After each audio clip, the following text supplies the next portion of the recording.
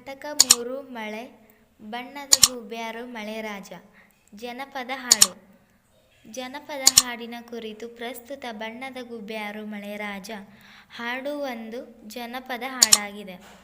ಜನಪದದ ಸಾಹಿತ್ಯ ಸಾಮಾನ್ಯರ ಜನರ ಸಾಹಿತ್ಯ ಆಗಿದ್ದು, ಅದು ತುಂಬ ಸರಳ ಮತ್ತು ಮಾತನಾಡುವ ಶೈಲಿಯಲ್ಲಿ ಮೂಡಿಬರುತ್ತದೆ. ಅದರಲ್ಲಿ ಯಾವುದೇ ವ್ಯಾಕರಣದ ನಿಯಮಗಳು ಇರುವುದಿಲ್ಲ. ಹಳ್ಳಿಯ ಜನರು ಯಾವುದೇ ಪ್ರಸಂಗದ ಕುರಿತು ಅವುಗಳನ್ನು ವ್ಯಕ್ತಪಡಿಸುವ ಭಾವನೆಯು ಬಾಯಿಯಿಂದ ಮೂಡಿ ಬಂದು ಜನರಿಂದ ಜನರಿಗೆ ಹರಡುತ್ತಾ ಜನಪ್ರಿಯವಾಗುತ್ತದೆ. ಸುಗ್ಗಿಯ ಸಮಯದಲ್ಲಿ ಸುಗ್ಗಿಯ ಹಾಡು. ವಿವಾಹದ ಸಂದರ್ಭದಲ್ಲಿ ಮಗಳಿಗೆ ಗಂಡನ ಮನೆಗೆ ಕಳಿಸುವಾಗಿನ ಹಾಡು. ಮಗುವಿಗೆ ತೊಟ್ಟಿಲಲ್ಲಿ ಹಾಕುವಾಗ ಹಾಡುವ ಜನಪದ ಹಾಡು. ಗಂಡ ಹೆಂಡತಿಯ ಪ್ರೀತಿಯ ಕುರಿತು ಜನಪದ ಹಾಡು. ಸಾವು ನೋವಿನ ಕುರಿತು ಜನಪದದ ಹಾಡು. ಹೀಗೆ ಲೆಕ್ಕವಿಲ್ಲದಷ್ಟು ಜನಪದ ಹಾಡುಗಳು ನಮಗೆ ಸಿಗುತ್ತವೆ. ಬಣ್ಣದ ಗೂಬ್ಯಾರು ಮಳೆರಾಜ ಈ ಹಾಡು ತುಂಬ ಜನಪ್ರಿಯ ಜನಪದ ಗೀತೆ. ಬರದ ಬರವಣಿಗೆಗಳು ಹಸಿವಿನ ಕ್ರೌರ್ಯವನ್ನು, ಗ್ರಾಮೀಣ ಬದುಕಿಗೆ ಬರವೆಂಬ ಸಿಡಿಲು ಕೊಟ್ಟ ಆಘಾತಗಳನ್ನು ಹಿಡಿದಿಡುತ್ತದೆ. ಹಸಿವಿನ ಮುಂದೆ ಹೊಕ್ಕಳು ಬೆಳ್ಳಿಯ ಸಂಬಂಧಗಳು, ರಕ್ತ ಸಂಬಂಧಗಳು, ಸಮುದಾಯದ ಸಂಬಂಧಗಳು ಎಲ್ಲವೂ ನೊಣಚಿ ಬೀಳುತ್ತವೆ.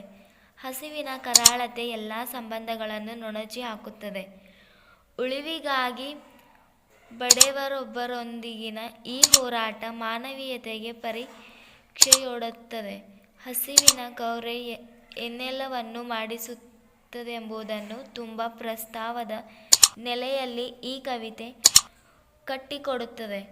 ಕರುಳು ಹಿಂಡುವ ಈ ಕವಿತೆ ಅನೇಕ ಕಾಲಗಳ ಬರಗಾಲಗಳ ಚಾರಿತ್ರ್ಯ ಸಾಹಿತ್ಯವನ್ನು ಕಟ್ಟಿಕೊಡುತ್ತದೆ. ಈ ಕವಿತೆಯ ಸಾರಾಂಶ: ಮಳೆರಾಯ, ನೀನು ಬರದೆ ಹೋಗಿ ಜನರು ಸಾಕಷ್ಟು ಸಂಕಟವನ್ನು ಪಡುತ್ತಿದ್ದಾರೆ.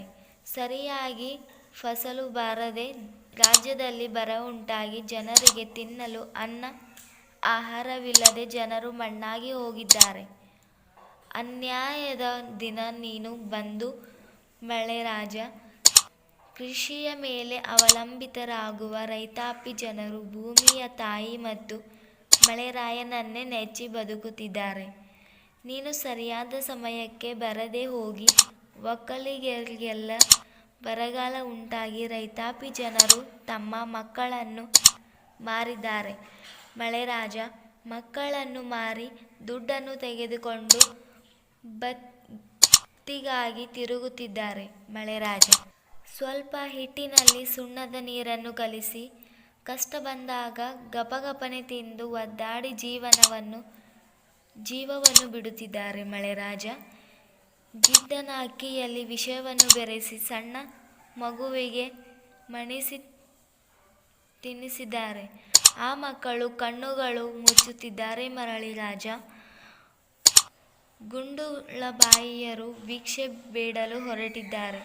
ಮತ್ತೊಂದು ದಿನ ಬಂದು ಮಳೆರಾಜ. ಸ್ವಾತಿ ಮಳೆಯು ಬಂದು ದೇಶ ಆಗಿದೆ ಹಳ್ಳ ಕೊಳ್ಳಗಳೆಲ್ಲ ಹೆಣಗಳು ಹರಿದಾಡಿ ಹೋದವು. ನೀ ಯಾವಾಗ ಬರ್ತಪ್ಪ ಮಳೆರಾಜ.